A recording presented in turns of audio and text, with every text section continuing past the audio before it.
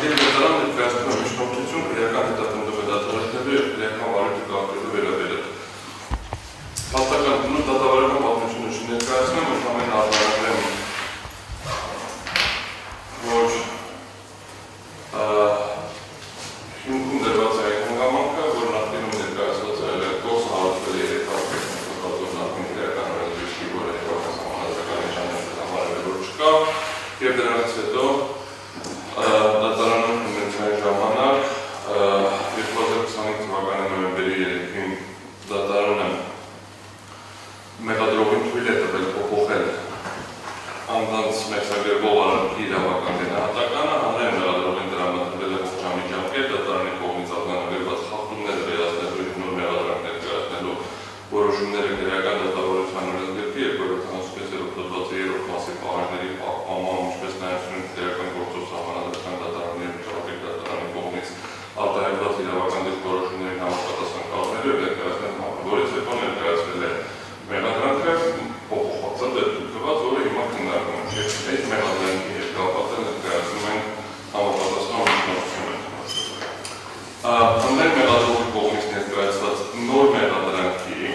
ինչը փորձ է արվել ներկայացվել որպես փոփոխված իրավական գնահատականը փոփոխված մեղադրանք, կբացատրեմ ինչի համար մեղադրանք, առնչությամբ հայտնում են, որ Ռոբերտ Քոչարյանի նկատմամբ հարուցված է իրականացվող քրեական հետապնդումը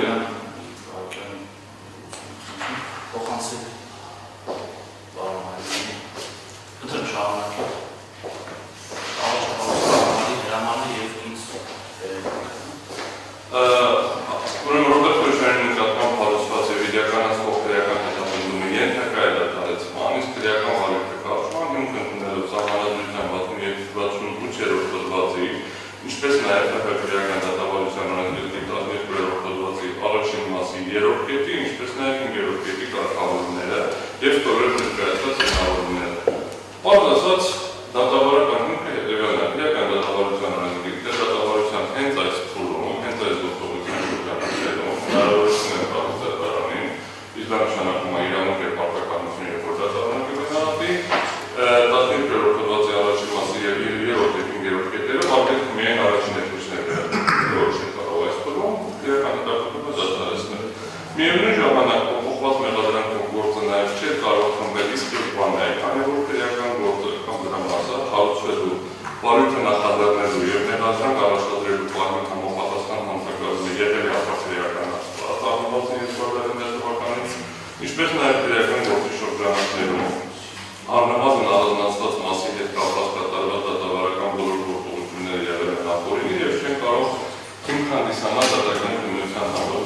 Այսինքն երկրորդ հիմքը կայանում է նրանում, որ անկախ ամեն ինչից 2009 թվականից մինչև փոփոխություն հաստատող իրավական գնահատական պայմանական փոփոխություն բոլոր դատավարական գործողությունները առնվազն Ռոբերտ Քոչարյանի մասով եղել են ոչ իրավաչափ, որովհետև իրականացվել են մի քրեական օրենսգրքում գոյություն չունեցող քրեական դրվածով, այսինքն դա բոլոր հետապատճների հավաքում, մեղադրանքի առաջադրում, կանոնների քննարկում և ամեն գործընթաց։ Հիմա առաջին կետ, քրեական հետապնդման շարունակումը առկա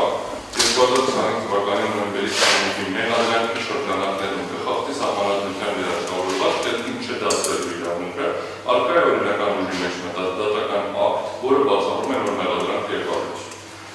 Այս կետի շրջանակներում հիմնավորումներ ներկայացնելիս կտրում կներկայացնենք հիմնավորումներ, որ մեղադրանք բովանդակային չի կարող փոփոխվել դատական ակտ կայացնելուց հետո,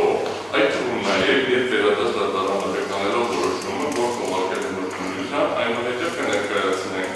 միջազգային համապատասխան ստանդարտիկ իրավության պայմանները դեպի դատվելու արգելքի մասին, որը իրավունքի է նաև Հայաստանի Հանրապետության դեպքում Հայաստանի Սահմանադրության 81 հոդվածի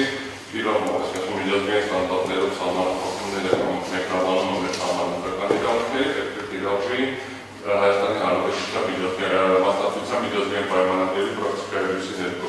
Դրանից հետո քննարկման առարկա կդարձնենք, թե որքանով են նշված պայմանները պահպանվել կոնկրետ գործի շրջանակներում և արդյունքում կհիմնավորենք, որ առկա մեղադրանքի շրջանակներում գործի քննության շարունակությունը կհանդիսանա կրկնակի դատվելու արգելքի խախտում։ Մեղադրանքի փոփոխությունը հնարավոր է բացառապես մինչև արդարացնող դատական ակտի կայացումը։ Դրանից հետո ներառյալ վերանայման բարույթի շրջանակներում մեղադրանքի փոփոխությունը անթույլատրելի է չի կարող Այս մի կետը մի քիչ բան կարող է լինի, բայց վճռաբեկ դատարանի պրակտիկայի հիման վրա է հիմնված եւ անկախ նրանից որ վճռաբեկ դատարանը պետք է տալ, մենք գտնում ենք որ նոր մեղադրանք առաջադրելու հնարավորություն չկա։ Հիմա փորձենք քննարկել մանավանդ այստեղ մենք քննարկման առարկա դարձրել ենք, որ սա վճռաբեկ դատարանը գնահատման առարկա է դարձրել այլևս չգործող եւ սույն հիմա այս վարույթի նկատմամբ չկիրառվող քրեական դատավարության հանրակրթի կարգավորումները։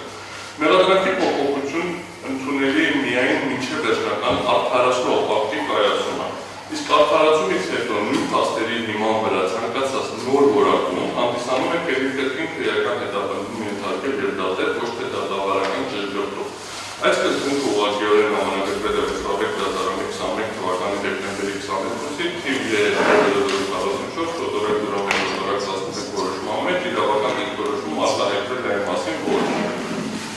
դատախազը պետության քրեական քաղաքականություն իրականացնող եւ դրա համար պատասխանատու պաշտոնատար անձ է, որին վերակապված է դատարանում քրեական մեղադրանքը պաշտպանելու, ինչպես նաեւ այն փոփոխելու իրավասությունը։ Ընդ որում դատարանում մեղադրանքը փոփոխելու իրավասությունը դատախազը կարող է իրագործել միայն առաջին այցանի դատարանում, մինչև գործն ըստ էության լուծող դատական կայացնելու նպատակով դատարանի խորհրդական սենյակի առանալը։ Վճռաբեկ դատարանը փաստում է, որ մեղադրողը օբյեկտիվորեն գրում է դատարան ներկայացրած մեղադրանքի այդ թվում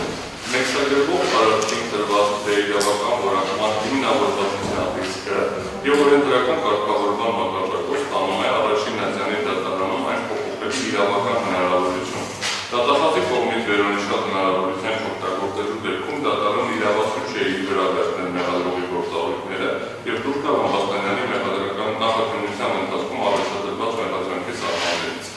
Հիմա կնոջ դեպքում 2008 թվականի մարտի 2-ին քննչական ծառայությունում հարուցվել է թիվ քրեական գործ 2003 թվականի ապրիլի 18-ին ընդունված քրեական օրենսգրքի 220 հոդվածի 3-րդ մասով, 230 հոդվածի 2-րդ մասով 2008 թվականի մարտի 1-ից 2-ն ընտրել ժամանակահատվածի ունեցած հրազենի պայթուցիկ նյութերի գործադրման պանություններով զբաղված զանգվածային անկարգություններ հրահրելու կազմակերպելու դեպքերի առթիվ։ Եվ 18 թվականի հուլիսի 26-ին Ռոբերտ Սեդրակի Քոչարյանին մեղադրանքի առաջադրվել քրեական օրենսգրքի 301 հոդվածի մասով։ Ուզում եմ ուշադրություն հրավիրել, որ այդ հոդվածը 2008 թվականի մարտի 1-ին 2-ին գոյություն չի ունեցել։ Այսինքն 2018 թվականին Ռոբերտ Քոչարյանի մեղադրանքն առաջադրվել մի հոդվածով, որը 2008 թվականի ընդհանրյալ դեպքերի ժամանակ գոյություն չի ունեցել։ 2019 թվականին փետրվարի 12-ին Ռոբերտ Քոչարյանին առաջադրված մեղադրանքը փոփոխել եւ լրացվել է եւ նրան նոր մեղադրանք է առաջադրվել քրեական օրենսգրքի 301 հոդվածի առաջին մասով եւ 311 հոդվածով։ 311 հոդվածի քննությունը ավարտված է, 301-ը շարունակվում է։